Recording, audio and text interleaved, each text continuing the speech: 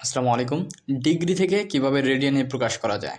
তো এই জন্য আমাদের ক্যালকুলেটরটা প্রথমে এই যে এখানে ডিগ্রি লেখা আছে আমাদেরকে রেডিয়ান মোডে নিতে হবে। এই জন্য আমরা এই মোডে ক্লিক করব একবার, দুইবার, তিনবার, চারবার।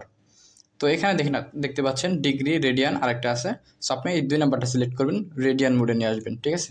আচ্ছা, এখন হচ্ছে কি এই জিনিসটা তুলব। কত আছে? 30 ডিগ্রি। সো 30, তারপর এই বাটনে একটা ক্লিক করতে হবে। এই যে 30 ডিগ্রি তুললাম, তারপর কি আবার 12, তারপর আবার ওই বাটনে ক্লিক করেন, তারপর কি 36 সেকেন্ড, 36, আবার ওই বাটনে ক্লিক করেন। ঠিক আছে, তাহলে আমাদের 30 ডিগ্রি 12 মিনিট 36 সেকেন্ড উঠে গেছে।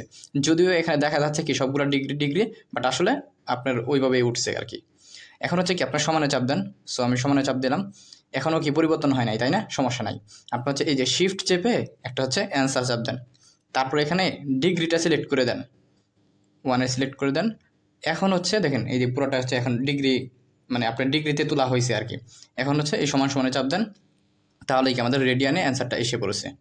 ধন্যবাদ সবাইকে। আমাদের চ্যানেলটা সাবস্ক্রাইব করবেন, ভিডিওটা ভালো লাগলে আর লাইক দিবেন। আসসালামু আলাইকুম।